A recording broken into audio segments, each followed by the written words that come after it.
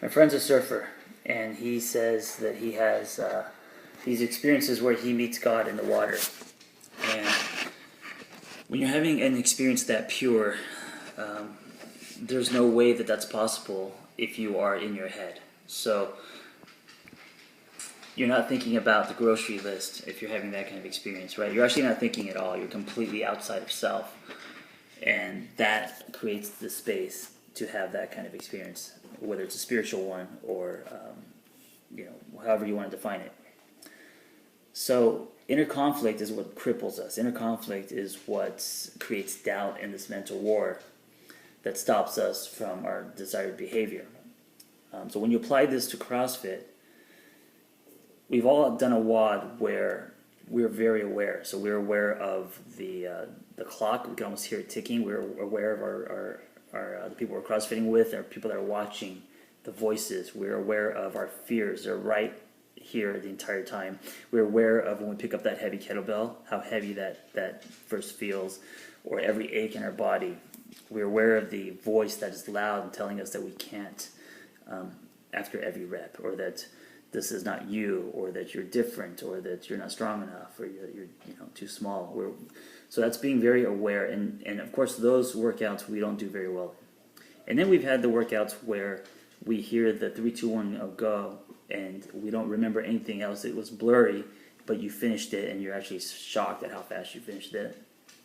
The only difference between that workout A and workout B is workout B is less inner conflict. You are not in your head. You're outside of self, and that is when you what I call you float. And what I mean by float isn't that you're half-assing it or you're not giving it all. It means that you are outside of self, and that is when I think you do the best. I think that's when you're at your potential mentally.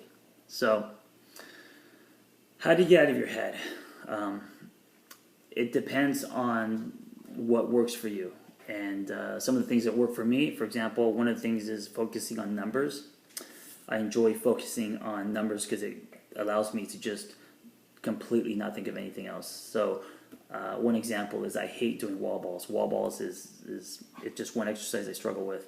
And so if I need to do 50 wall balls, I just focus on 30. I literally convince myself that 30 wall balls are all I need to do.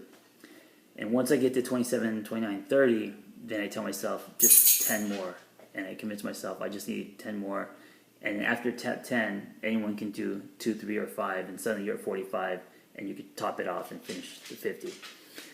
Another example is, or another technique that I use is that helps me is completely have like an out of body experience where you are seeing yourself outside of your body. So I call it coaching yourself. So pretend like as you're doing this, you are watching this from outside your body, seeing and reviewing what you're doing, and telling yourself to focus on the movements or the muscles that need to be activated, and focusing only on that as a coach would be coaching you through movements.